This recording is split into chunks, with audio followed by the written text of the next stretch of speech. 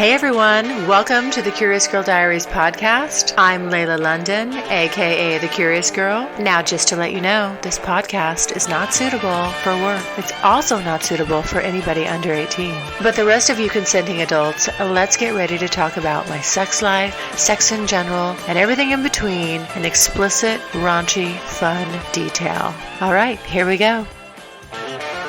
Do you like hands-free or do you like being hands-on when giving head? I like hands-on. You know, it's just about casual fucking. That's what being on the hunt is about. I mean, I'll be blunt about it. I've been grabbed and literally like moved almost from one side of the bed to the other, you know, like with a hand around my throat, just wham. And it's fucking hot. Hey, everybody, guess what? I have, again, one of my favorites, Sir Inq, and this time he's got questions for me. Last time I had a lot of questions for you, and I threw some goofy shit out there. But this time, it's your turn. This time is my turn because you really surprised me last time, right? So I'm juiced up. Now, normally I'm mellow, but tonight, and you got me on, and so this is a late night with Layla for you guys that y'all don't know. That's right. I'm on the East Coast, she's on the West Coast, and she makes me wait. She is a sadist, but it's okay. I'm going to get her back.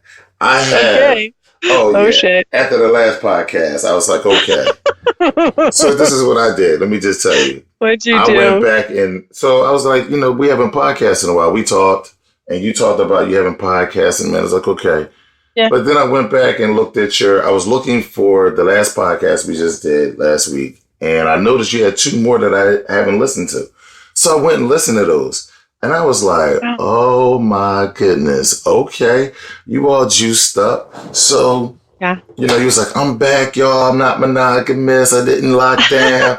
I'm like, okay. All right. You know, you're talking about getting your back blown out, the phone underneath, you getting different angles. I'm like, okay, well, I know. Back. Okay, there we go. So it went from me listening to me doing research because I felt like after this last one, he was asking me these questions, and it's something stuck with me. I couldn't sleep well, and so that made me.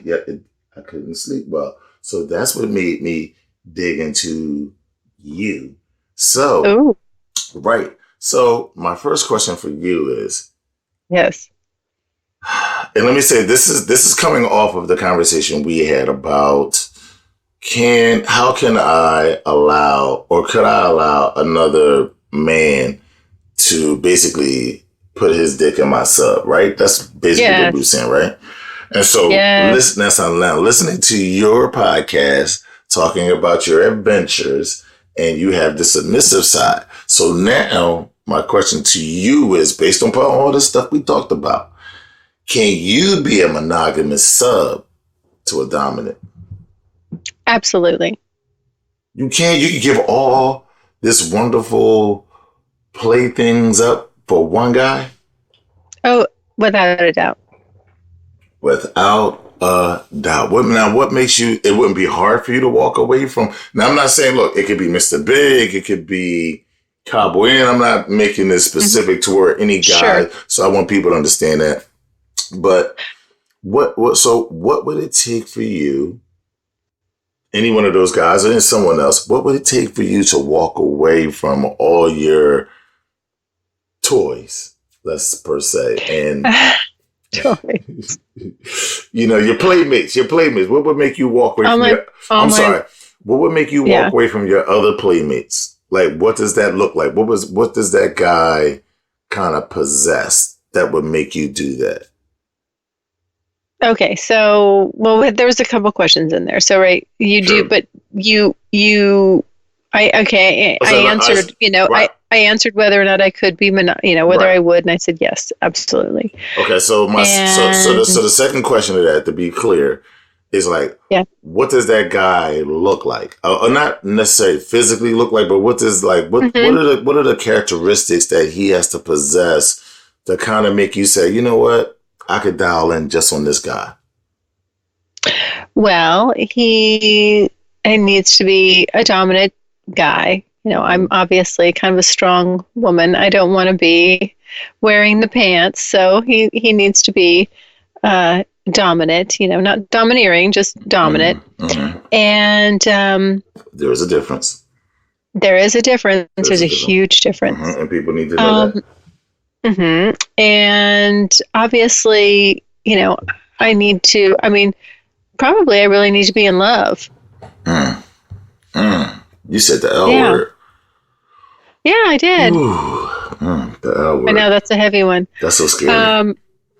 It's scary. I know it is.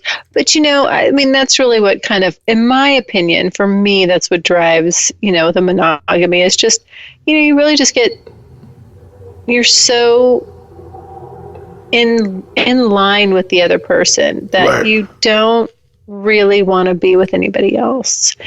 And I think, as I said on one of my podcasts, I've lived most of my life in monogamous relationships. I mean, there were times where, when I was younger, where I was playing the field, so to speak, but I was always upfront about it.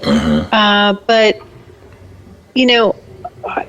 traditionally, it's just when I have a boyfriend, that's who I'm with.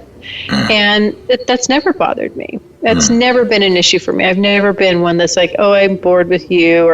And actually, even when I was in relationships, I don't have like a wandering eye. I don't have like a stray wandering eye. It never occurs to me to cheat on that person or want to go outside of the relationship, because if I start feeling like that, then there's a bigger problem. Right. Yeah. True indeed. Yeah. True indeed. Okay. There we go. We have that question. Okay. And let me tell you, I have some serious questions that we're talking now, but I do have some jovial ones for you coming up. But right now, I gotta dig into we gotta do that. Let's do the heavy shit first, and then you can lift me up with the levity. And just so you know, I have to write down, as we're talking, I have to write down love. That's going to be a subject we're going to come back to. Love will be a subject we'll come back to for another podcast. We're not going to dig into that right now, okay? That's I don't usually use the L word on this podcast, I have to say. You normally don't, and that's future reference for me. You see that? Yeah. Okay. And so my second question is, okay, so you can serve a dominant man. Yes. So every dom is different, but could you serve a demanding dominant? And what I mean by demanding, one that's like they want you to do daily tasks. Let's say like some dominants, which is common, like they want to see a journal at the end of the night. Or they like you to journal and they like you to share the journal. Is that something that is that something that you could deal with, or are you more free flowing? Or would you like a dominant to be more free flowing?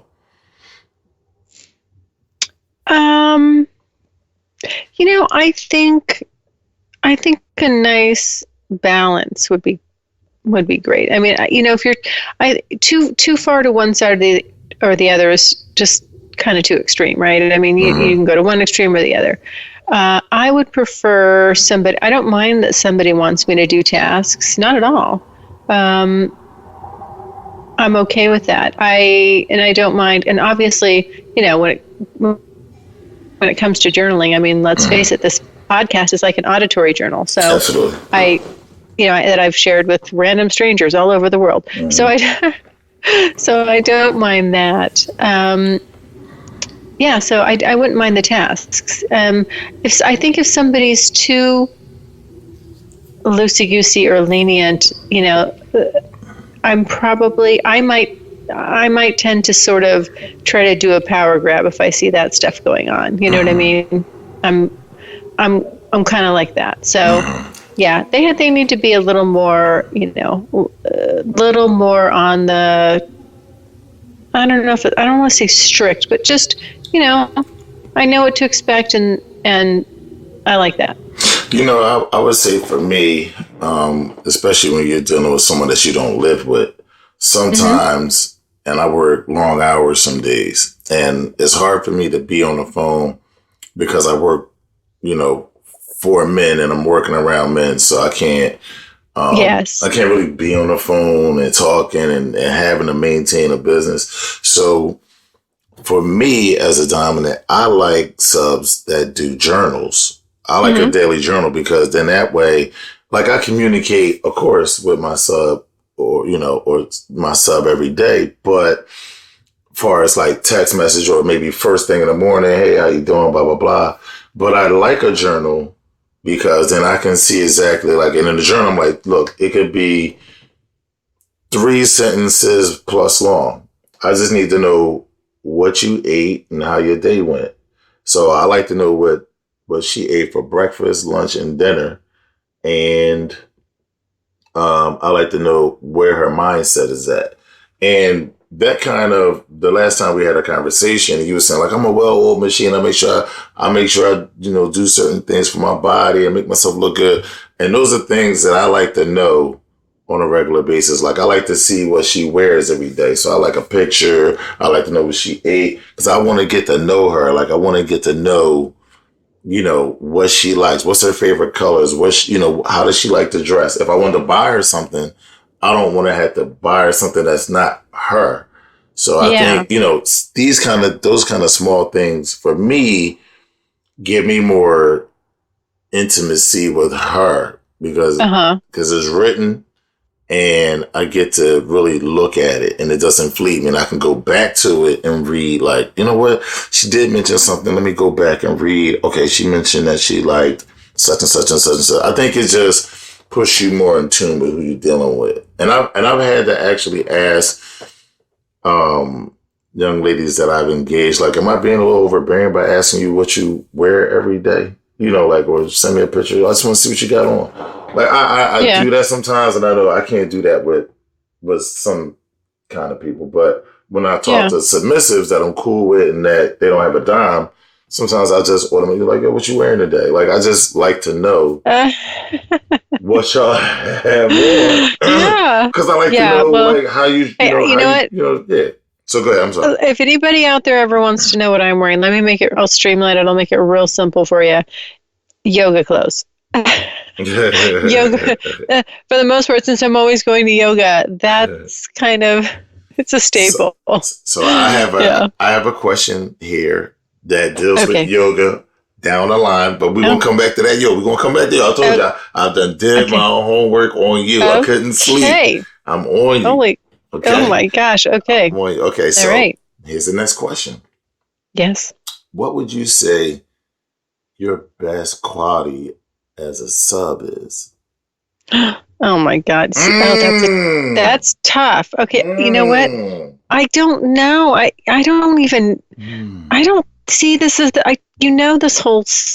this whole submissive thing is new for me. And I have said numerous times, I don't know that I'm a good sub. So let me rephrase that then. Let me rephrase it. Yes.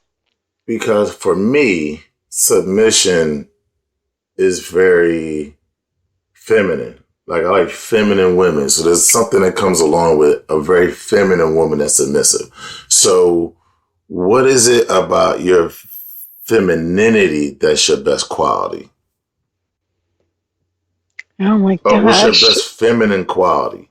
My best feminine quality? That across, let's say, think back across the board of all your your serious relationships. Yeah. What's the one thing that they all said, like, this right here about you is, I just love this about you?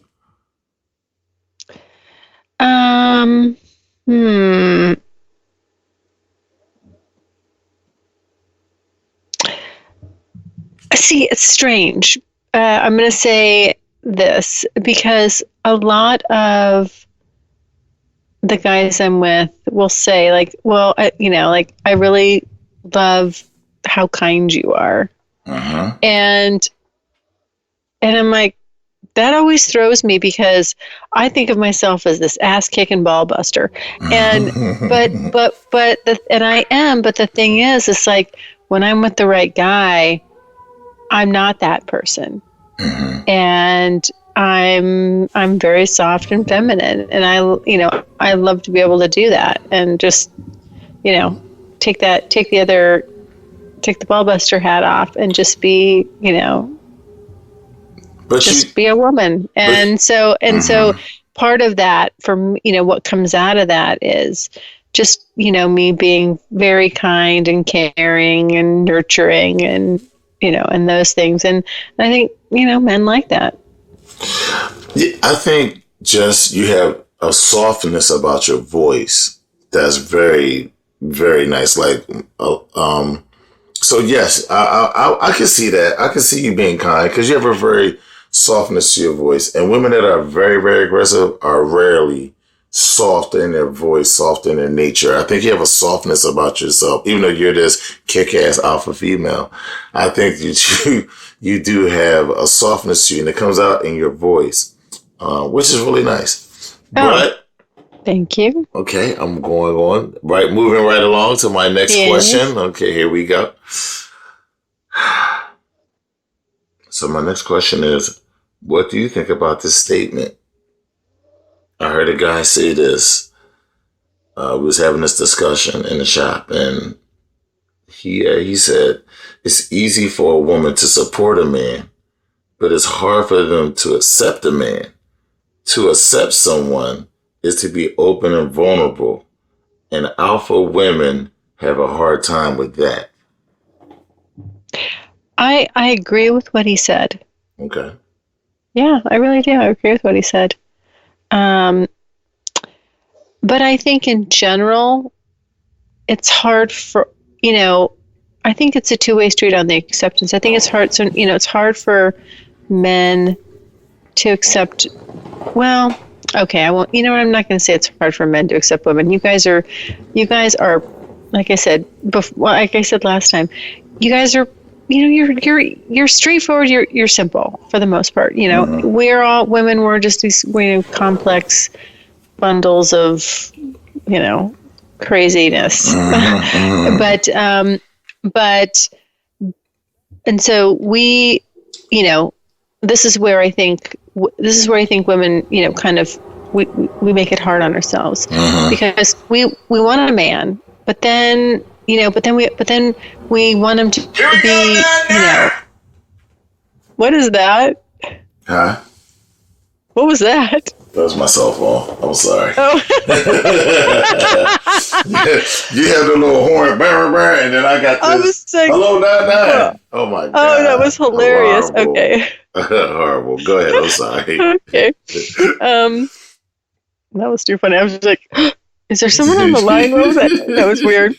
And what was I saying? Oh shit, you threw me off. Okay. I was saying just that women, it's like, well, then we'll nag a guy, and then because you're not doing that, and it's like we really just, kind of tend to mess things up sometimes, and on that level with men, and you got to just understand, men are men, and so I do agree with that statement, but I think that if you're aware of it, and certainly as you get older with age, I think you have a good chance at understanding that and really doing your best to kind of move away from it and not, and just when you accept a man as a man, you just, he's a man, and you don't try to make him a woman, or you don't try to beat him over the head with things that, he's not. So I think did that answer that? Yeah, it did. Okay. It did. So I have I have another one. Okay. I have another question. I have questions. I have nothing but questions for you tonight, but this one is a little deep. Okay. What would you say is the best position to give head in? To give head in? To give head in. Well, I like, honestly, if I can just, if a guy can just feed his cock to me and I can be lying on my back, that's great, because then you can just really get it all the way down and get me gagging, and I love that. And then, but I'm on my back, and so my neck doesn't get sore. Does shape matter, though? Does shape matter? Because some guys are straight, some guys are curved up, some guys are curved down. Does shape matter to how you like giving head?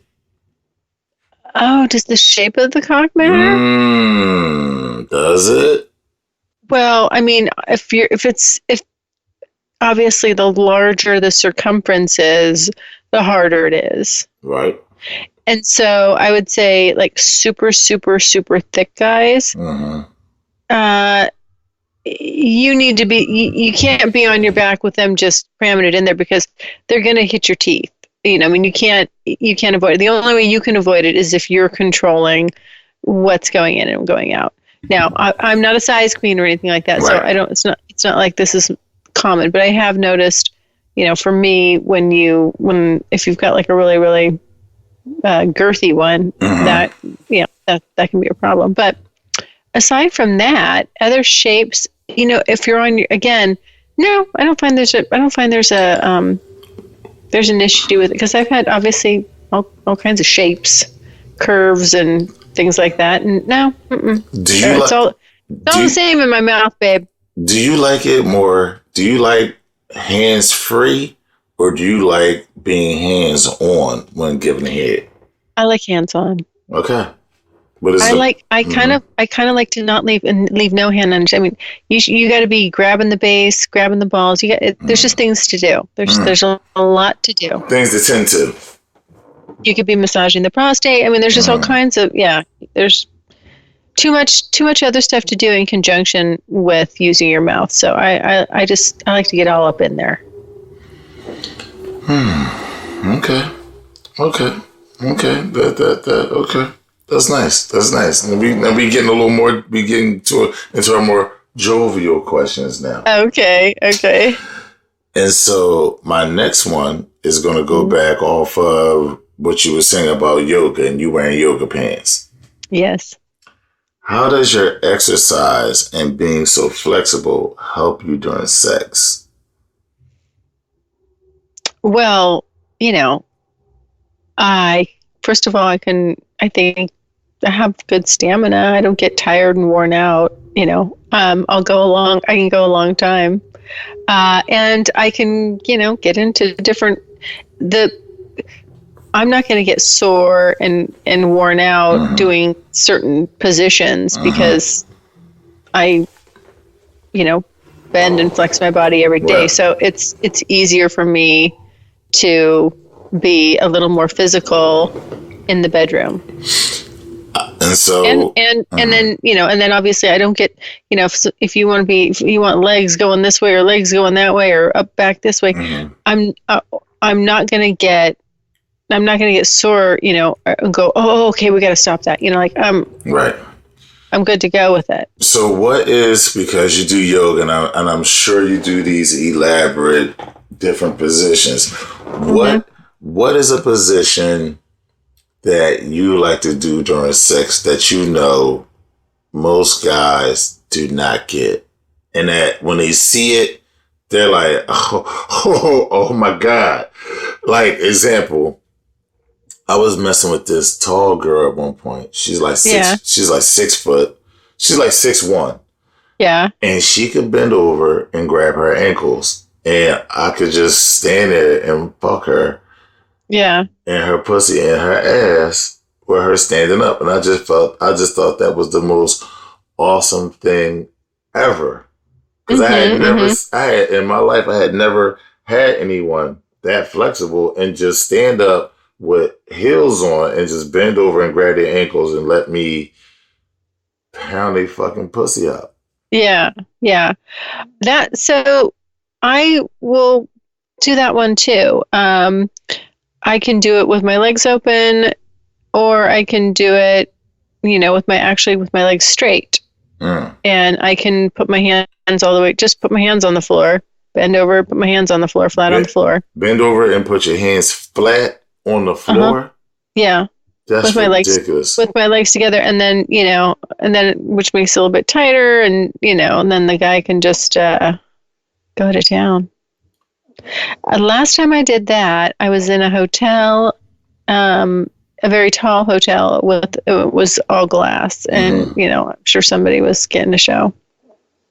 So I have this book called Sexual Secrets. Okay.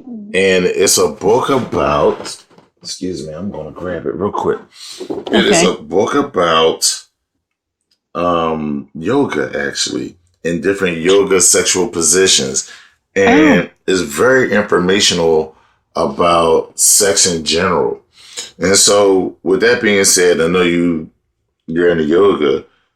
How does like breathing in sex, does that help you connect with your partner? Like, do you coach your partner into being more open to like breathing techniques while having sex? Or, I mean, is that stuff that you get into? Because this book is really detailed. I mean, I love it. I've had it for years, and I saw it the other day and I pulled it out and I was like, damn, I forgot all about this. But there's so much to it as far as that Karma Sutra sex and the different positions, which I know when I look at this book, I'm like, I know one woman that can do these positions. Yeah. So like, how is that? Does that play into it? Like, do you actually go there? Is that something that's important to you at all, or no? Ooh. What? I'm sorry. What is important to me? The just doing the positions or the breathing, or not only the positions but the spiritual aspect of it, like breathing, doing certain positions that promote different energy. Because tantric and Karma Sutra sex is like that. It's goal. It's sort of goal oriented a little bit in some ways.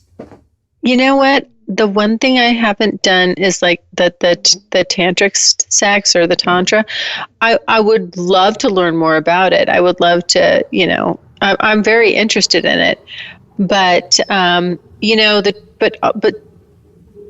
That aside, the fact that I'd love to, learn more about actually experience tantric sex, or,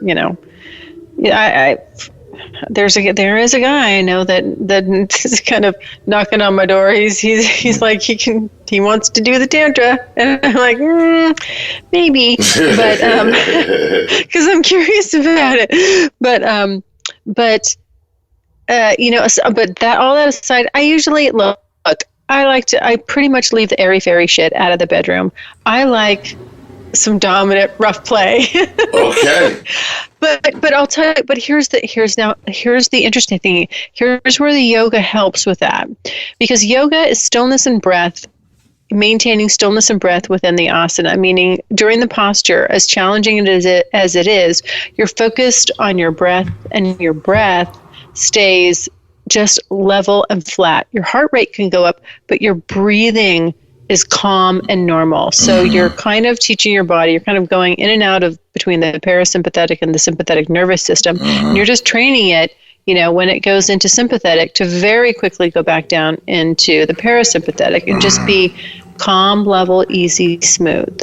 So that part of me, like, that's why, that may be why maybe that's why I'm good, where I can make a good sub, is because physically, during that type of play, I am very calm, very focused in the moment, feeling everything, even though my heart rate can be elevated, right? Because I'm getting spankings, I'm blindfolded, I'm getting the shit fucked out of me, whatever it is, I'm getting bitten. I'm still experiencing, I take all that in and experience it just very in a calm, almost out of my body experience kind of way. And that's why it's so impactful to me. So you're maintaining are you maintaining your breathing through your diaphragm and not your... You breathe through your nose. You want to breathe through mouth. Breathing is bad. You want to breathe through your nose. Right. Yeah. Right. And so for people that may not understand when we talk about breathing techniques in yoga, like if you when you breathe through your diaphragm, you more relax your body, and when you breathing through your mouth, you're more breathing with your chest, and when you breathe in more with your chest, you cut oxygen off to your brain. So you really can't. Your mental functions, your IQ drops a little bit. So in the moment, as you're saying, in the moment as you're breathing, calmly, even though you're going through you're pushing yourself physically through something, you're able to make sure that you're calm and being able to fully experience everything. Yes. Yeah.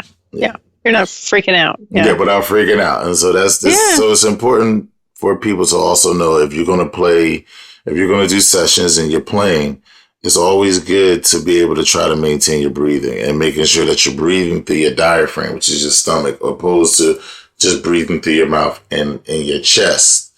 Because when you chest breathing, you're cutting oxygen off to your brain, you're going to miss a little something. Your orgasms would be better if you breathe deeply and slowly. Yeah. Yep. Mm-hmm. Okay. Thank you for that. Okay. You're welcome. We see that. Okay. And my next one is, I'm listening to your podcast. Okay. And I got something in your podcast that struck me like, really? This was unusual from the first time I met you to now. It's a little different that you said. Okay. You mentioned being back on the hunt. Yeah. I was like, okay, friend, you're back on the hunt. See, this is what happens when we don't talk for 2 months at a time. See, I know. I can't keep up with you. These changes that you're going through, we need to talk those things out, right? And so, how has that evolved over the years for you? From the last time you was kind of on the hunt, or from when you started your diaries and these experiences and logging them, because you went from not being active to being active. And so how does being back on the hunt now, how does that feel for you? Is there any difference in it, or are you kind of going about it the same way? The things you want, I think we already know that, yes, now that you've been involved in the dominant play, that's a little different. But how has the hunt changed for you? Are you still the hunter, or are you playing the hunted? Well, it just depends. I guess it really just depends on, to whom I'm dealing with. Obviously, if it's, some guy that's a little more dominant, then, I'm just going to see what he does and how he relates to me, But for the most part, it's just, it's just about casual fucking. That's what being on the hunt is about. I mean, I'll be blunt about it. Okay. And so, it's this is going to sound bad when I say like, the bar is low. What I mean by that is, you're not looking at somebody, on a scale of 1 to 10. It's more like maybe like on a scale of 1 to 7. Right. Like I'm not looking for my laundry list of things that I need in the right guy. It's just, am I attracted enough to you to have sex with you? Right. And therefore the criteria is lower. Okay. It's not like you got to have all these, this, and this, because I'm looking for a serious partner. Right. It's just, I'm looking for fun in the bedroom. The marks are easier to hit. Yeah, they're just there's less marks to hit. Guys are the same way. We get an itch, and I told you this before. You get an itch, you want to scratch it. That's it. Yeah. And sometimes it's, Jay-Z said my dad knew exactly what he did when he made me. He tried to get a nut, and he got a nut, and what? Sometimes it's just that simple. Sometimes you just gotta have it. And it's primal.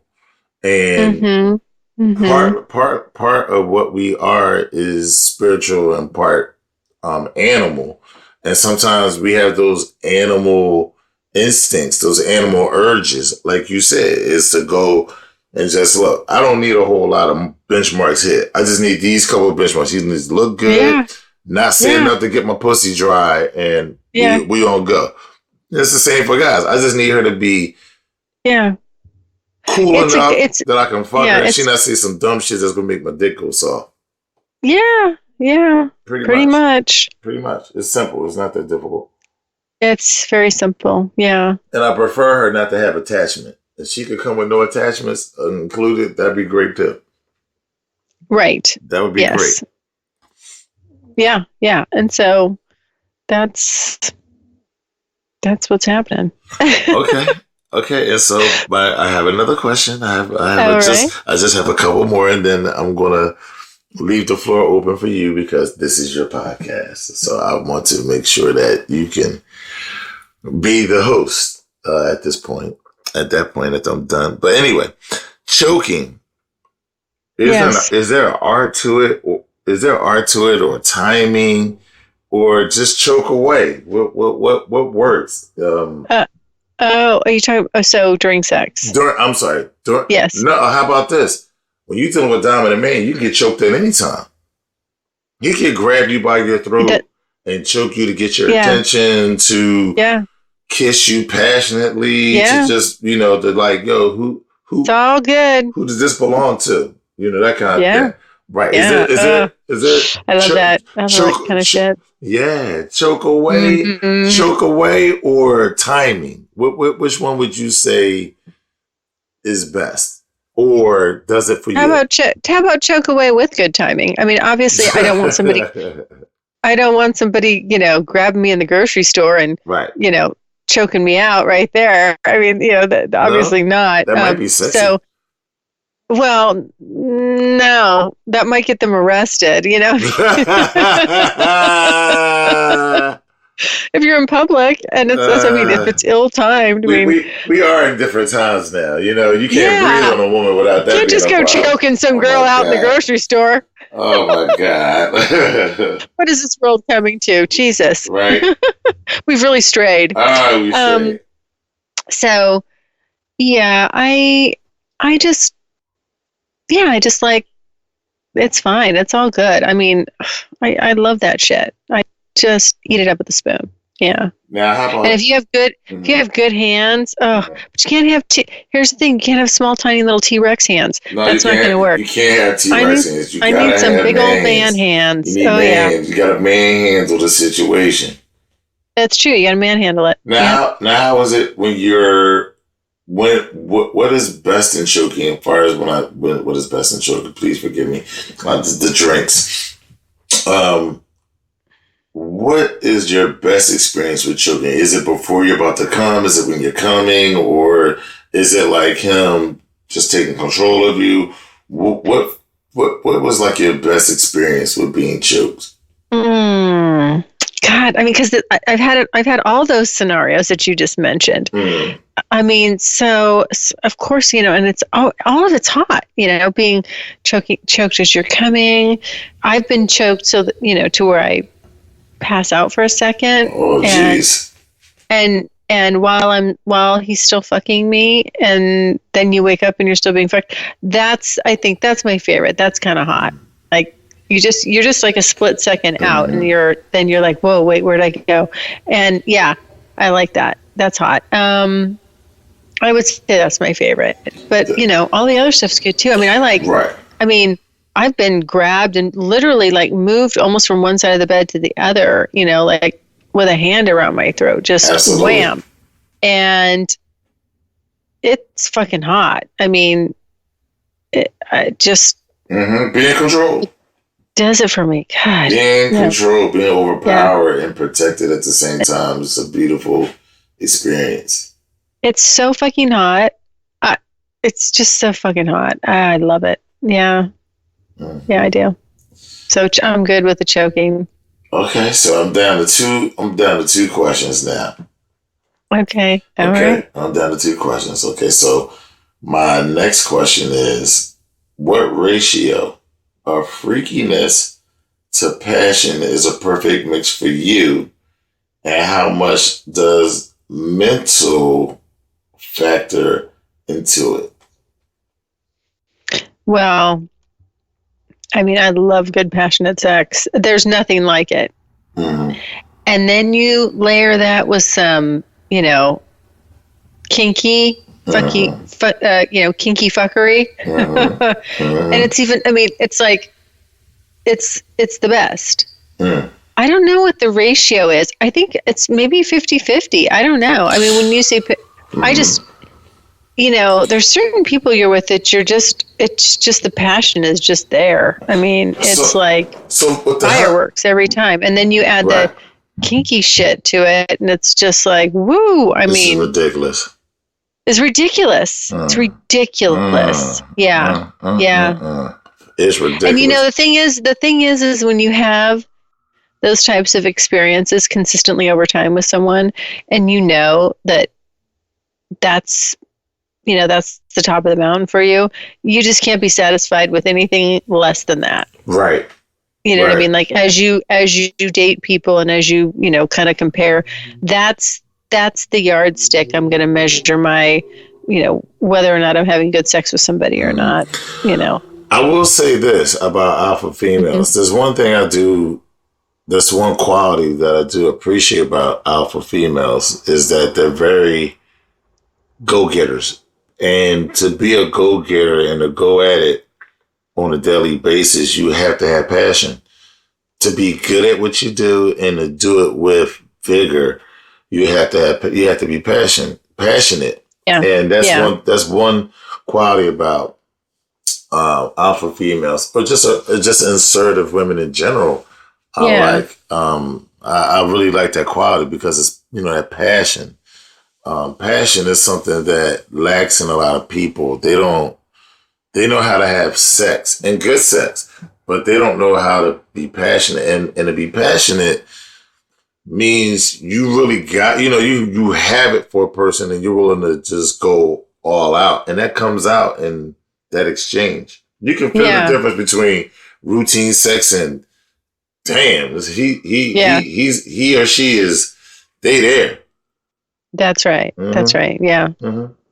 Yeah. So, and so for you, it's 50-50. You were like half passion, half kink, or 70 passion, 30 kink. What you think? Well, I still think I'm going to stick to my original number of the 50-50, because if you're bringing the right level of kink and then you add the passion into it, because they just flow perfectly with each other. I think that's the right balance. I mean, sometimes if it's going to be a little rougher, that's how the passion's coming out, in the roughness. But it always has to be, you know what I mean? I think actually the two just have to go hand in hand. Right. Yeah. Yeah, I think for myself, I think I'm more 60-40, maybe 60 kink, 40 passion. But I'm a very passionate person. So I feel like I need passion 40% because of how hot and how deep it can go. Mm-hmm. And even myself, I feel like I don't want to get lost in that because it's a very deeper, stronger force. So I probably would go 60-40 myself, kink the passion. But sometimes you have it for a person, you can't control that anyway. You can't control what number you're going to be with that person. Yeah, totally. Yeah. Yeah. Okay. So here's my last question, and then the floor is yours. Okay. I'm listening to your podcast. Yes. And I feel as though, like many other of your listeners, felt a little cheated, a little down. Not a little down, but a little anxiety. When you said that you was going to stop this at some point, you just going to leave us without you. Like all this diary stuff is going. So I'm all over right now. So you're leaving us for what? And before you leave, and I told you I had a proposal for you. Before you leave for good, I'm going to say me and you and I need to do a whole podcast series, maybe like 10 episodes together, just dedicated Inc. in London. Okay. Okay, Inc. in London. And we're going to have, like we normally do, but we have to make it our own season Okay. of me and you before you retire. Of course, I'm going to try to talk you out of retiring. Whatever I got to do, I'm going to try to talk her out of retiring, y'all. But yes, hold on, now. Okay, let's go back. So let's go back. So you were talking about walking away. Yes. And so let's talk about that and why. Right. Okay. Okay. All right. Because it's not sustainable. I said in the very beginning of this model is not sustainable. It's like it runs on me always fucking, right? And and then sharing it. And I've ebbed and flowed with that, right? And so, and I've shared a lot. But there comes a point where, again, it's not sustainable, and I just don't want to feel like, well, I just got to go through the motions, hook up with somebody so that I have content for my podcast. No, that's not the point of this. This was never the point. That was never the point of this. And then, B, you also get to points in your relationships with people where, and I mentioned this, it's like, I just didn't, you don't want to share. It's becoming very intimate, and, sometimes you don't want to share. That's between you and that other person, and you don't want to share shit. And when it's casual, the way I started this with me, I started on the hunt. That was it. I went out on the hunt, and that was easy to share because, again, these are casual relationships, and I don't feel like there are parts of me that I don't just want to give away to the general public. And and you start getting, and there's certain things. That's why it took me so long. Like I never mentioned Mr. Big at all, ever, not till this third year. And that's just, and I don't talk about him very much. There's just certain things you want to preserve and keep for yourself. And as I started to feel that was overweighing the stuff that I didn't want to share, the stuff that I did want to share. So the stuff that I didn't want to share started to kind of overtake the stuff that I did want to share. I thought, it's just going to be a good time to wind it down. Now, that being said, there's no reason I could slightly tweak it and maybe move it in a different direction. That's a possibility. I don't know. Right. But the old premise, that I actually started this with, when you go back to the very beginning, the genesis of it, it's not going to be maintained. Right. Yeah. That is understandable, and I guess that's part of my question would be: Are you walking away altogether, or just walking away from this part of your life, and maybe coming back with not the curious girl, but who knows, the monogamous girl? It'd have to, again, like I said, it'd have to be a totally, just a different, it could be along the same lines, but, under a different context. So am I going to continue something? I don't know. I'm open to it. I just have to see if, a good idea comes my way, or, and I guess the other thing I thought was, I don't know if anybody else would continue to listen. I mean, they tune in, they want to hear the curious girl. They want to hear about what, sex. They want to, it's just about sex. And, I don't know, so I don't know if I have anything else inspirational that I want to share in me. I'm not sure. I'm sure your email will be blowing up. They'll let you know. Your audience will let you know what they want from you. Yeah. So what do you think about London Inc. doing a certain amount of shows? Don't have to be 10, but it could be like 5 or 7 shows. We can have a couple different topics that we haven't covered before. We could really think about it and do it in 2020. And just some shows that we do, maybe bring 1 or 2 out a month, just really dedicate and give people some stuff. That would be fun.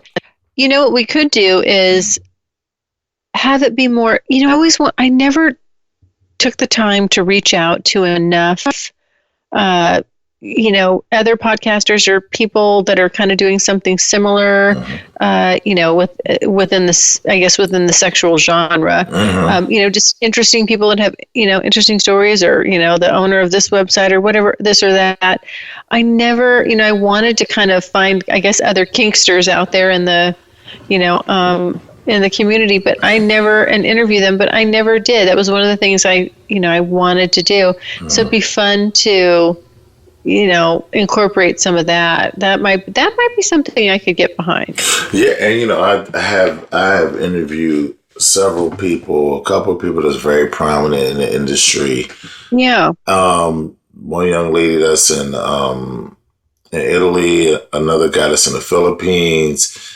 And I listen to those podcasts. I always like listening to, when you bring a guest on, and you get to share what's interesting about them. I love that. So, and because of my audience, I mean, I definitely can get some people for us. We could do some form of interviewing or something like that.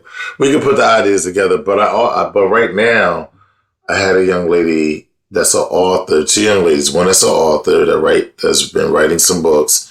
And they're not just BDSM relationship wise, but they're more romance novels and some kink. And then I have another young lady who's a rope bunny, who's a model. So I have them slided. I just got to get times with them. But, definitely some interesting people to talk to, because that's different aspects of the spectrum. I wanted to interview my photographer because I think it's important that people hear from a photographer's point of view what they see online, opposed to what you actually get. I think people see a lot online, but like, ooh, ah, but they don't realize how much that's been photoshopped. Because they look at it with, photographers see stuff with different eyes. And like when we're sitting there talking and we're looking at stuff online, she's like, yeah, they did this to it. They used that filter. And I don't know none of this stuff. And so I think it's good to have those kind of conversations that's related to what we're seeing in everyday life, because there's a lot of trickery going on. And I think that people should be aware of that too. Not just the fake dimes and the fake subs, but the fake catfish, and let's not get started. Let's not call Beetlejuice. We're not going to call Beetlejuice up. We're not going to do that. We're not going to do that. Oh, she's around, honey. Okay, so you said yes, we could do some shows together, maybe, and we'll work on a format. Absolutely. Of course we can. Yeah, absolutely. Everybody hears that. We're going to do series of shows before she closes it out and walks away. Yeah. But you still have to be my friend. You know that after you do these podcasts, after you end the podcast, you still have to be my friend. We still have to talk. You know that, right? I know. Of course. I'll still need to, pick your brain and when I need to, talk about something heavy or whatever. Because I know some of the people in my audience that tell me how much they love your podcast, and they love when we do podcasts together. I know they're going to be asking me, and so you're going to have to answer the phone when I call you. Yeah, I will. I know. I will. Yes, I will. You've got me on record. Yeah. Okay. So I'm good. So this concludes my interrogation of you. Oh my God, you went easy on me. I was like, okay, Jesus, what's he going to ask me? A little bit, but I have some other stuff, but I don't want to use it tonight. And it's late for me. So I don't want to I don't want to dig into this other bag of, and then you gave me the L word. So that's a whole other bag. Oh, you said you were going to come back to that. Well, why don't you circle back to that? You want to circle back to that right now? Oh, well, I thought that's what you meant. We were going to circle back to it tonight. I was gonna build a podcast around the L word, but if you sure. No, but if you want to explore we could get some little teasers on it. You want to get some teasers? We could do some little teasers on it. We'll do some teasers. Sure. Okay, so Why did that surprise you? Let me ask you that. When I dropped the L bomb, why did that surprise you? I guess I'm gonna be a little selfish and be like a couple of your listeners. It just sounds like some finality. When I hear you say that L word, and I know, like you said, that the curious girl is not sustainable. For you to maintain yourself, your health, your sanity going forward. It's something. It's something that's something that you do for a period of time, but it's not anything that you do all the time or for a long sustainable time. So it just sounds like, and you having people call you like, are you being monogamous? You out? Like we haven't heard from you. So it just sounds like you have something or someone in mind that you're about to leave us for. And so now... That's no. I mean, no. I'm not there. I'm not gonna like stop the show and then go get married or something like that. That's not that's not the intent. So So let me ask you. So I know because before we just ramble on about this. So where does your experience from being in a relationship and then not being in a relationship and just going all corporate and just putting your head down and working, and then you wake up one day like, I'm not really living life, and then having the curious girl. What does love? Is the beat drum for love becoming louder in your life, or is it just the curious girl is becoming done and then there's something different, but it not necessarily be love, or is the love drum beating for you? No, I think I guess the love drum is beating for me, I guess, if that's the way you want to put it. I think if people have been listening from the beginning, you can follow, the whole ride of it where, in the beginning, I mean, I was just absolutely, without a doubt, zero attachments, just didn't want them, didn't care. And I literally didn't, but things change, you change over time. And, maybe it's that, I've been in that mode for so long. I just know like, that chapter's closing, for now, and it's just nice to be, while I appreciate all the great sex and, different guys I've met along the way, while I appreciate all that,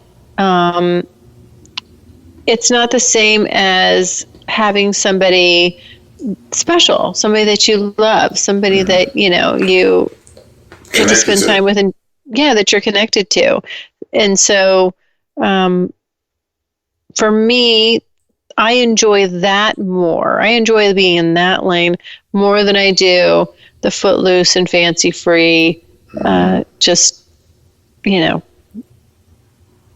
fuckathons, I guess, however you want to call it, but I've had a lot of fun. I mean, with my sex bucket list and all that, I mean, I've not, I've pretty much gone through it. I have a couple things left to do, and maybe I won't do them, but, I really feel like I did what I set out to do with it, with this little experiment with myself. And it's in going through all that and doing all that, it's just ultimately leading me back to, hey, you'd prefer to have somebody, one big, one primary guy, and that could be your only guy. You'd be happy if it was, or, if maybe it was a little open or you did some stuff together, whatever, who knows? But it's just, I Just in a different mode. It was like I was saying to you on our last podcast, I do believe, or one before that. I think what I am missing, and I haven't been in a relationship since February, but I think the part that I miss about relationships, I love dating, but I think the part that I miss about relationship is just the investment in someone else, and how much that investment in someone makes me feel more complete. It has nothing to do with them, and that is a form of love, and it's a form for me of selfless love, because in the end, if I'm into you, I want to see you win in life, period. And that win has nothing to do with if I'm winning with you or not. Like, some people want to see you win if you're with them and they can benefit from you winning. Sure. If I care about you, I want to see you win, period, in life. And so I think for me, I miss that connection, because I can't date 5 girls and give that same level of attention and passion to each other, and that's just in a loose way. Like, you can't invest in that many people at once. It's just, you don't have the time, the energy. And as I get older, as I become more mature, I understand energy and how much I can't spread myself thin energy wise. Another reason why I can't just go having sex with a bunch of girls, because that's energy. And that's taking on energy.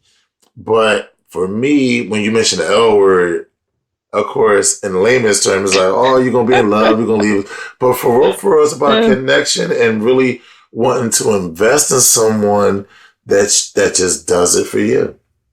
Yeah. Well, what's funny is, I think women get stigmatized for that. It's like, oh, yeah, they just want to lock it down, and they want blah, blah, blah, right. This, that, and the other. And it's like, well, yeah, I mean, I'd like to not lock somebody down, but not some dipshit doofus. I mean, it's selective. That's not me just going, oh, gee, I really want a man in my life to complete me. No, I do not. What I want is the right man in my life. Right. And, he's not going to complete me, but he's going to bring a lot to me, and I will bring a lot to him. Right. Absolutely. Yeah. Absolutely. It's all about investing in people. I think as you mature, you realize that that's really what relationships are about. And I realize, I have a friend, he's like, man, I got this girl, that girl, this girl, that girl, this girl, that girl, this girl. And I'm like, Jesus Christ, man. I don't know where you get the energy from to really engage that many women, like physically and mentally. You trying to talk to them. I mean, at some point, I'm like, man, if I'm you, I'd rather just go pay, because you go home to a woman, then you got to scheme your way outside the house. It's just it's a lot of work and anxiety and stress involved that I'm like, I don't have time for that. And so I realized, in my own life that I like dating, but I realized too, when I'm out on these dates, like, I miss being connected to somebody, really connected, laughing, joking, and knowing that wake up tomorrow, we're going to have coffee and, and like I said, if we don't live together, then she's going to send me a picture of what she has on. She's going to tell me, I'm going to read how her night was if we didn't talk before we went to sleep, talk on the phone, those things. Like, I miss those things as well. But I'm not going to quit. But I'm not quitting, y'all. I'm not quitting. I'm not quitting, y'all. I'm not going to quit, y'all. I'm not quitting on y'all. I'm not going to quit, y'all. She can walk away. Well, and she can do guest appearances. I'm not walking away. It's just that this, the subject matter that predominantly is what I'm podcasting about is it has to change. So, absolutely. I want to know who's going to be the lucky guy. Oh, I don't know that there's. I mean, Layla. it's It's not, I guess it's not actually about anybody in particular. It's just, it's about you. I just know it's about me. Yeah, I know that's what I want right now. And so, the new journey for you is more, and we say love, we throw love out there, but really it's more about connection and investment, right? It's more about you wanting something that you're more focused in on. Yeah, and I don't think I can do that the way I would want to do that and still be like, doing these one-offs or then, the one-offs that don't turn into one-offs because you really do hit it off. And then, then you're seeing each other regularly. And over time that builds into something, or not, but it just, I'd rather have, I don't want to sliver myself off and be like, okay, you get this little piece, you get this little piece, and right. This guy gets more, but he doesn't get all of me, because I'm over here doing this other stuff. Not again, and that's not to say that, whomever I'm with, we don't have our, things that we do that are kinky, and that could include like, hey, you want to, every once in a while, if you want to go screw some other guy, or you want to have a threesome, that kind of stuff, then, I'm not saying that stuff won't still be incorporated. Am I going to vanilla land? I just want more, more connection. Let's go back to my first question. Okay. How are you going to be a monogamous sub? Now you jumped all up and down on my chest about how could you let your sub get dicked down by another man? I know. I was wondering. You gonna be the monogamous sub or you not? Oh yeah, I can absolutely. Yeah, I can absolutely. I don't have a problem with it. I said I'm hearing contradictions, y'all. I'm hearing contradictions. No. I'm not. It's about what that person and I agree on, and I won't have a problem if they said to me, I want to be monogamous. Then I'd say, okay, I don't have a problem with that at all. If they said, let me give an example. So like Mr. Big, he's more Mr. Monogamy. Okay. I'm, he's turned on by my sexual creativity. Let's call it that. Okay. But I'm the one driving that. I'm the one driving the train. Mm-hmm. If I don't push it, it stops. Right. He's just about me.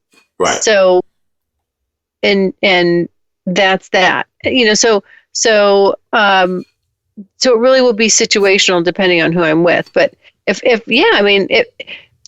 I'm with somebody and they say, hey, and I'm right there with them. I'm equally as invested in them as they are me.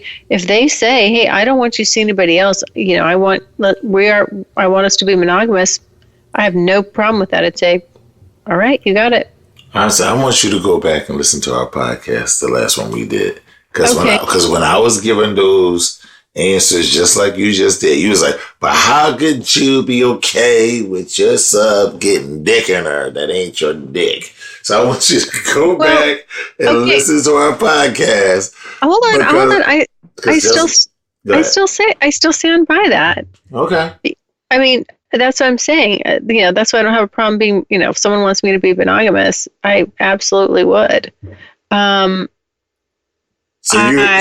now you agree with me that if you come into a situation and the expectations isn't all the way monogamy, but is acceptable to bring in another partner, which has to be agreed upon, whatever the case may be, but that it's not straight monogamy, that you can do that if it's already a precedent for it.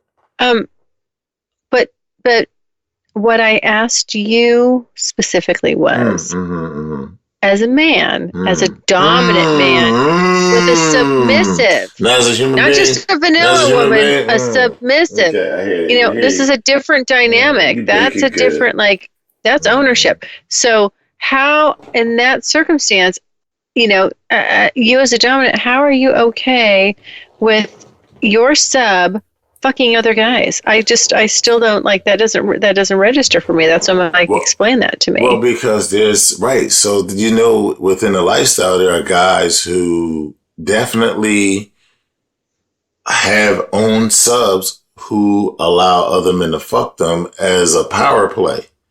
As like, I own you, you do what I want, I do, you do as I command. That means even if I'm telling you to fuck this guy that you don't know.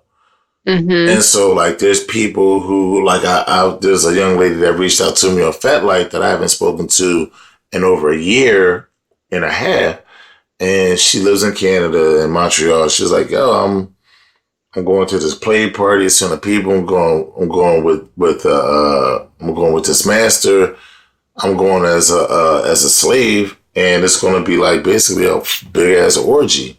Yeah. And she's cool with being used that way. So when you say, how can you as a dominant man, I'm just saying to you that some dominant men use their sub as a way of owning them in that way more. Like, you do as I say, you go fuck him good, suck his dick, I'm going to watch. And then after you're done, you're going to get down on your knees and say, thank you, master. Like, that's just stuff because a lot of it is a power play.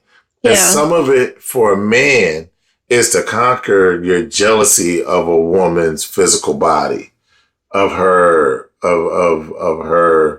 It's all that.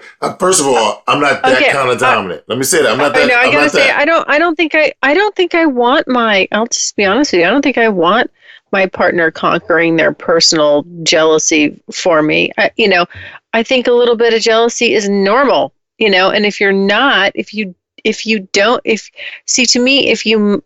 care, if the thought of me as your sub fucking some, laundry list of guys, and that doesn't get under your skin, then we got a problem. You're not for them.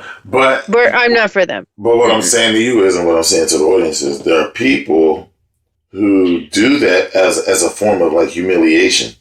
And that's and that's perfectly fine. Again, if it's between two people and consent's given, everybody's in agreement, and that that everybody gets what they need out of that, that's great. I just that wouldn't be for me. And so I was just asking you specifically, how, because to me it would surprise me, if you would be okay with your sub fucking other guys. And because I'm looking at, like, a sub is someone you have a really strong bond with. It's not just it's not just the physical stuff. I mean, or the sexual stuff. I mean, you have a bond with that person. Like you said, they're journaling, they're sharing. About them, their inner thoughts. Just you start to know the who of who they are, and so hopefully that bonds you. That element, and along with the other, their ability to serve you the way you need, that all forms a bond. And so I just was surprised that it wouldn't be, if it wouldn't be an issue for you. And especially, I just couldn't see you being about, like I said, some fucking guy dicking your sub down. Right. I mean, fuck that. I mean, seriously. I mean, listen, people, I've explored this on different levels. And the young lady that brought me into the life, who was my first sub, she was married, but going through a separation. And we had been friends for a while, like 10 years before she even introduced me to any of this. And so our connection was different. Yeah. But her with her husband was an acceptable it was an acceptable part of our interaction. It was an acceptable aspect of our relationship. Because they would live together, they sleep in different rooms, all that kind of stuff, but they still are in each other's space. And from time to time, I know I got to think that He was fucking her, but not often. So that was so when I say that, I haven't really had a sub that's just mine. Yeah. Like that. But which like you, I'm that's what I want for myself. I want that. And I do want a sub that's just mine. I would not want to share my sub. But in the respect of like if another Nikki came along, I would do it. Because I want to still be in a dynamic. I would still probably do it. Being all honest, I probably would still do it because it still gave me something and it advanced me and it opened up my eyes. So I would still do it if another Nikki came along. But perfect case scenario for myself is for me to have a sub that's mine, someone who I'm investing in, they're investing in me. We can absolutely do some kink stuff, but whatever we do together. We agree on. But me taking her to get dick down would not be one of them. No.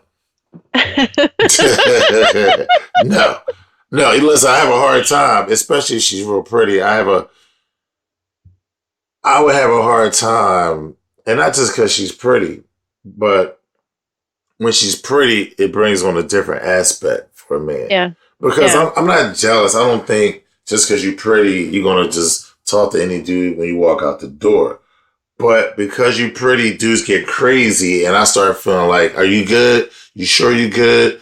Ain't nobody standing outside your door, are they? Because cats, I've heard a lot of crazy stories, and, there's some real stalker issues going on, as we were talking about that time, about you going away to the islands, and Cowboy was like, yo, don't go jogging by yourself. Because it's stuff like that, like, first of all, you're a woman. Doesn't matter really what you look like. And two, you're an attractive woman.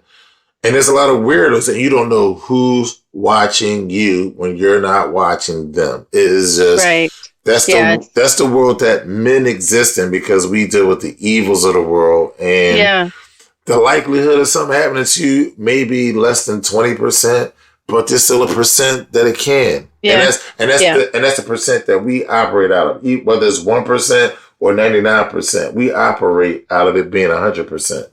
Yeah. So, so to answer your question, I would like to have a sub that's mine that wouldn't be that dick down. So that's something that I'm looking forward to in my life. Yeah. Yeah. I mean, I think that you won't have, I don't think you'd have a problem with that. I mean, I think that's going to be probably what most subs would want. Yes. Unless, I mean, that's what I think. I got one more thing for you. Go for it. So I listened to your podcast. Okay. Let me ask you a question. Right. Is that your dog I hear snoring in the background? It is. Do you hear her right now? Yes, I heard that on your podcast. I hear this breathing. Like, is that Darth Vader? No. I know. I could put the... No, Go ahead. I can put I know. I'm tempted to put the microphone up to her, but I'm not going to. Yeah. I find it so funny that you mentioned that. And as we're talking, I'm hearing the dog breathe. I'm like, is that her dog breathing? Yes. So funny. Well, yes. Well, she just let a little whine. She's a tiny little dog. She's real cute, but she just snores like a banshee. So, and this microphone is so sensitive. Mm-hmm. It picks up, she can be across the room and just like it picks it up. It's very funny. Mm-hmm. But well, anyway, was that the last question? That was legit. That was legit. That was improv because I'm hearing. Because I'm listening to your podcast and I'm laughing that you're talking about your dog snoring, and then we're talking. And I'm like, "Is that yes, it is. Hilarious. That's funny. Hilarious. So, was there anything else from our last podcast? Because I think I got a little lit up on that. You got a lot lit up, and let me just tell you, I played it in the shop last night. Yeah, and my guys love it. and they said, "What does she look like?" They're like, "What does she look like?" Because she sounds great. Because when you're telling people about the podcast, they're like, "Okay, you want a podcast?" You know, I'm talking to my friend Layla, you know, blah blah. And I'm like, yeah. And then when they started hearing it, they're like, "Oh, damn." And then we was like, "Well, where you like to come at?" They're like, "Oh Lord, she just said that."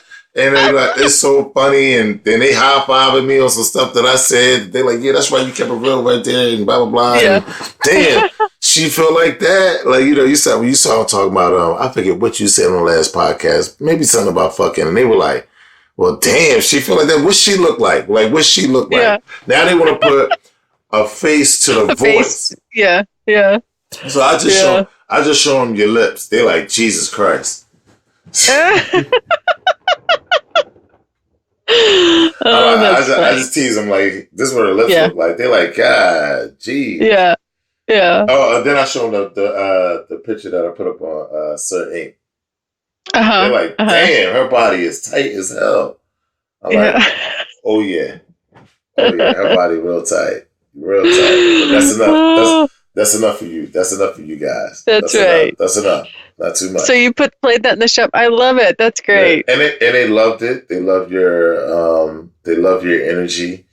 They love your commentary. You definitely represent. You're definitely representing women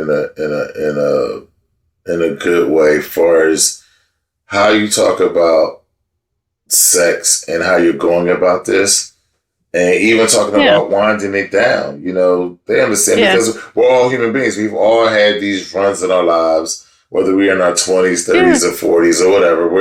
We're out here, and then you bring it in. But they like the way you think. They like. He was particularly.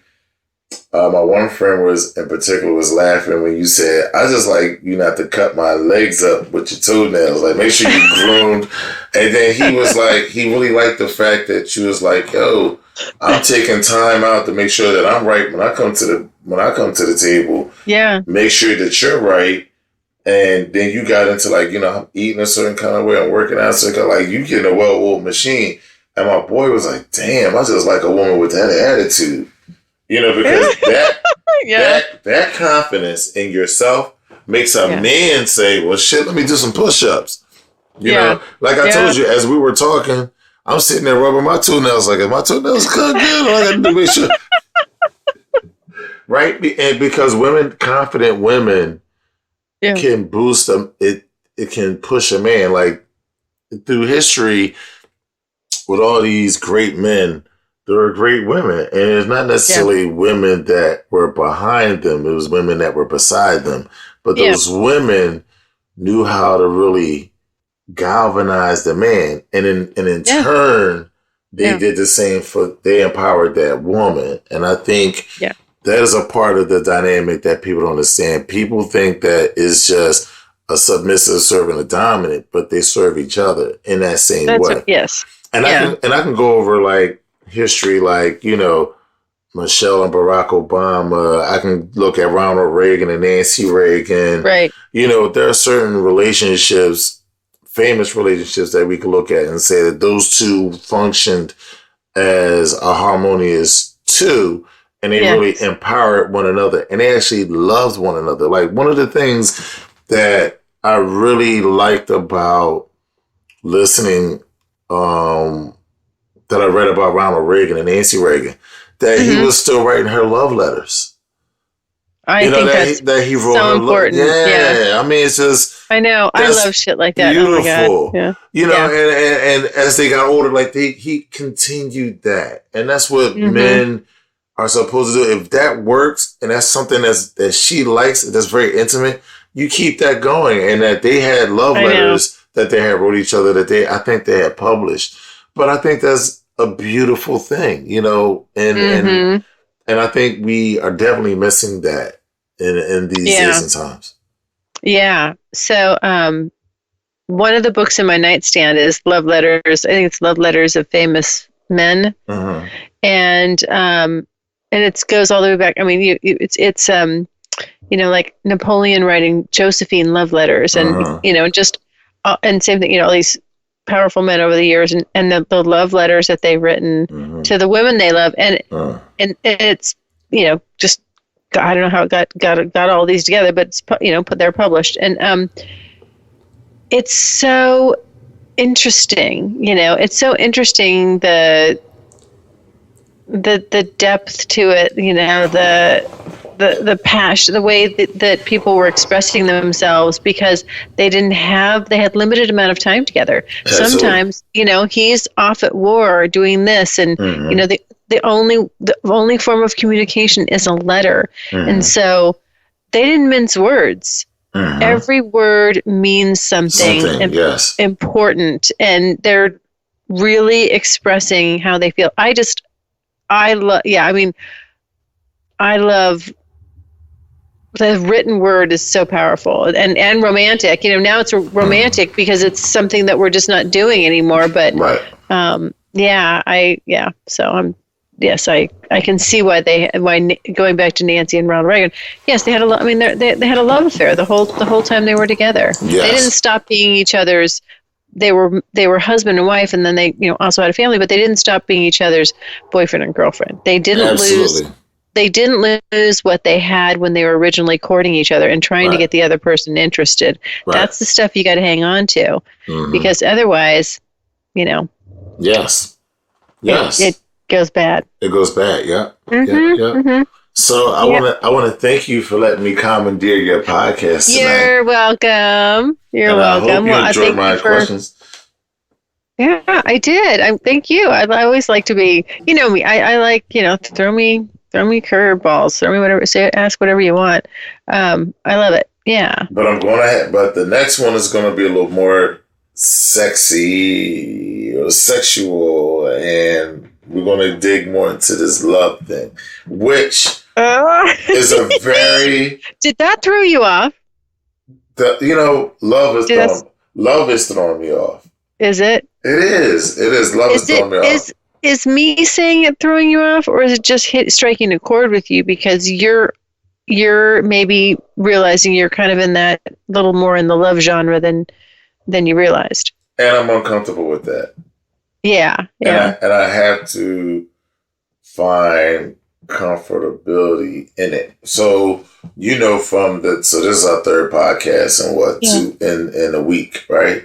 Yeah. And though the one we didn't put up because we was a little too serious. A little too serious. And so I've been in this zone of seriousness. You're in a laughy, jokey, playful zone, and I'm more in this serious zone, right? And you are. And I've just been a little more serious, but tonight is a little more jovial. You got me out of there last week. You got me out of that serious zone. But I've been... But I was just like, man, I don't want to put this out there. It's too serious. It's too serious. We won't do it. No. We're not going to do that.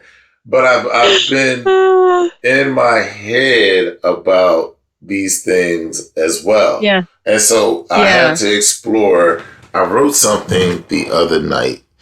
I'm going to get to it real quick. I wrote something the other night, and it says, go back. Where we at? It says, the fact that I'm open to love is an act of self-inflicted sadism each time I try. It's like I'm not done with love, but love is its own sadist. Yeah. And we are all masochists to love, in my opinion. And it's one of those, do I feel like dancing with that partner right now? Because I know, and it doesn't necessarily mean that it's the person that inflicts that sadism on you. It's love itself. It's what you think is your fears, it's your insecurities that are the sadist. And so when you've gotten it wrong a couple of times, you feel like, do I feel like going back down that road? Now, there's people that, like a guy earlier that I've been cool with since high school. He's like, man, my wife and I, we've been together for basically since high school, over 20-something, 30 years, 20-something years married. But he like, it ain't easy. And people think that it's so great. He like, no, we had challenges. We just worked through them. And so it's how do I find that partner that I can fight the battles through and still be there instead of fighting a battle like we lost this one.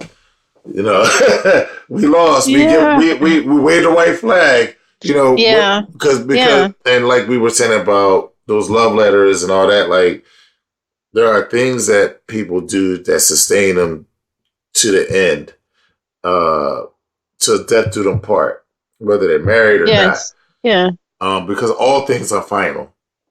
yes, Period. All things will end, whether they end with you leaving them or you dying and leaving them. Things will end. But how do you find that sweet spot of sustaining a relationship through those rough periods? And I think that's the scary part. And that's why I wrote that, because that's love and it's scary. And I've been burned like other people have been burned. And you become a little apprehensive and then you contemplate things. So that's where I was at. yeah, yeah.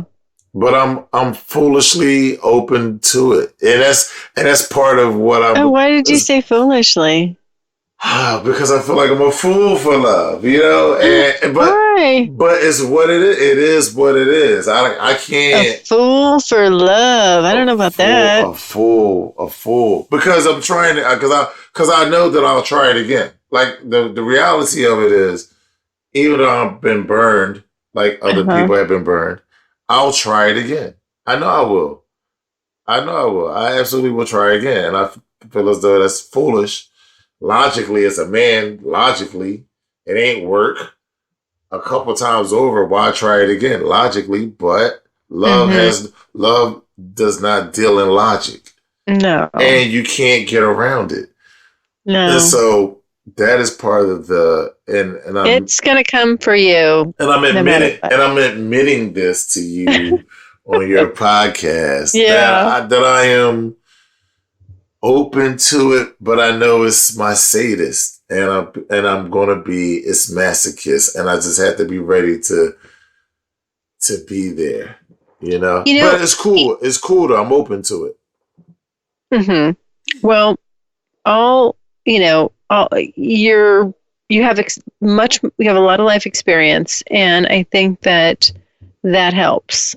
You know, as you get to know yourself better, you're more mature, you're older, you've got a lot of life under your belt, you know, a practical knowledge, you know, and so you're bringing a more evolved version of yourself to the table. So that's a benefit. And everything that, you know, every relationship that you have gone through, obviously you've benefited from, and it's taught you stuff. So it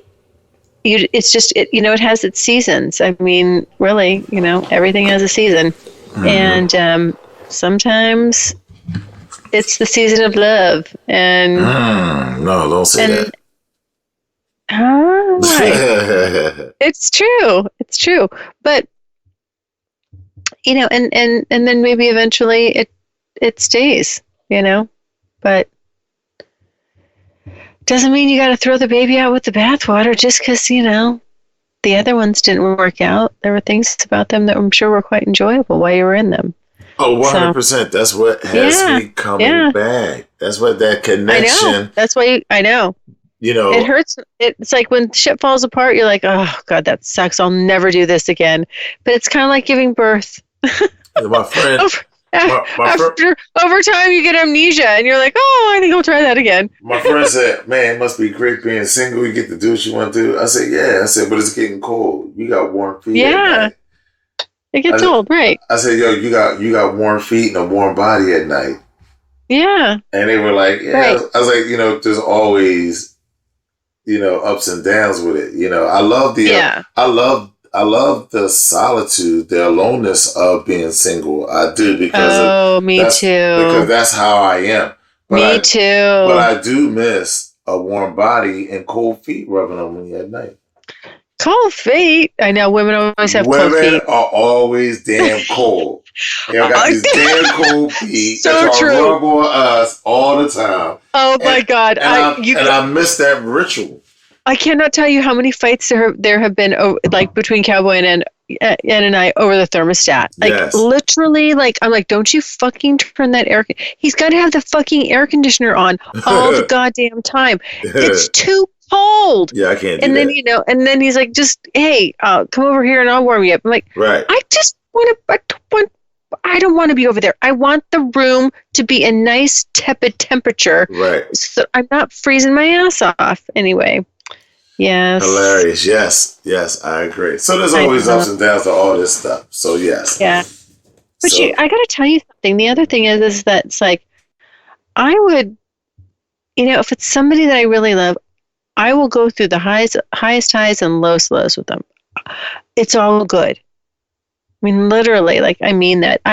Those are things like, I would rather have a shitty day with that person than not have them. I mean, that's when I know, like, I really love somebody. And, I mean, if I'll fight with them, honestly, if I'll get into it with you, that's because I care. There's some high level stuff going on, because normally, if I'm not at that point with you, you really can't piss me off. I don't, I mean, I'm just like, it's like, I don't care enough about somebody to go there with them, like, to get into that, fiery, pissed off stuff, and because I have that in, running through my veins from time to time. But only, it's just like only somebody I really care about can fire that up. What I realized too is we can have bad times, but I will never say things out of malice. I say things out of what my truth is. Yeah. My truth might be harsh. Yeah. But I won't call you a bitch. Yeah. I mean, I won't, you got to push me really, really far for me to call you a bitch. Yeah. But I won't speak out of malice, But when people say things to me out of malice, it makes me look at them differently. Because to me, there's no reason to degrade someone or to be that mean. Tell me, hurt me with your truth, but don't hurt me with some far out, like, I know you're reaching to hurt me. Like, that's just ridiculous. Right. I just think those things are immature and ridiculous, and you didn't accomplish anything but losing your dude. Yes. Yeah. Right. Yeah. I'm obviously I'm not talking about trying to be manipulative or mean or anything like that. I'm saying, so, and sometimes you do have your truth. I mean, that's the thing. You have your truths, right? And you don't have to always share that with your partner if you think it's going to be not going to be productive, or you need a good way to bring it up. But sometimes in the heat of the moment, that truth comes out, and it's harsh because it's very to the point. There's just no mincing words. You just boom, hit the nail on the head about, whatever it is. Mm-hmm. And, it's that, again, like I said, the only people that in my life that can bring that out in me are, or I'll say men, right? I mean, the only guys that can bring that out, is if I'm, I really care about you, and I'll go there, I'll get into it with you, but otherwise, no. Yeah. Okay. There we go. Yes. Well, that's it for us, folks. Yeah. We better turn it up. And so I am looking forward to the love podcast that we're going to do. Our little, I mean, you're going to have to. I'm going to come up with some questions and you come up with some questions, because that's a good one. I'm going to let you that's a good subject. I have just avoided it pretty much for the life of this show. And I've avoided it. I've avoided it too, and you can drag me through it. You brought it up. You brought the word up. I never mentioned that word. You brought the word up. I dropped the L-bomb. Oh, you dropped the L-bomb. Why did you go there? I dropped the L-bomb. Okay. Yeah, I know. So now everybody knows our next podcast will be about love, but love also too with BDSM, because it's a different force of love. So it is different. It's very intense. That You mix love with the BDSM, you're treading in deep waters. Real deep waters. Yes. You're in deep waters, and you know.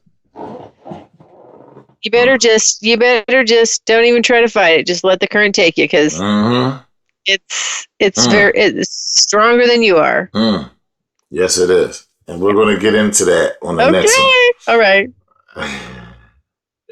All right. Well, thanks for coming on, and I don't know who had who on this one, but thanks for doing this one, and we'll get ready for our next one. Again, thank you for having me. Thank you for letting me take it over and interrogating you. And everybody, you can reach me on Sir Inq and that's INQ on Facebook, Instagram, Twitter. I got to do a better job. And soon, sirinq.com, starting November 1st.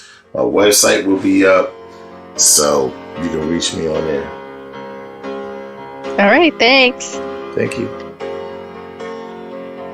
Thanks so much for listening. And if you like what you hear, refer me to a friend.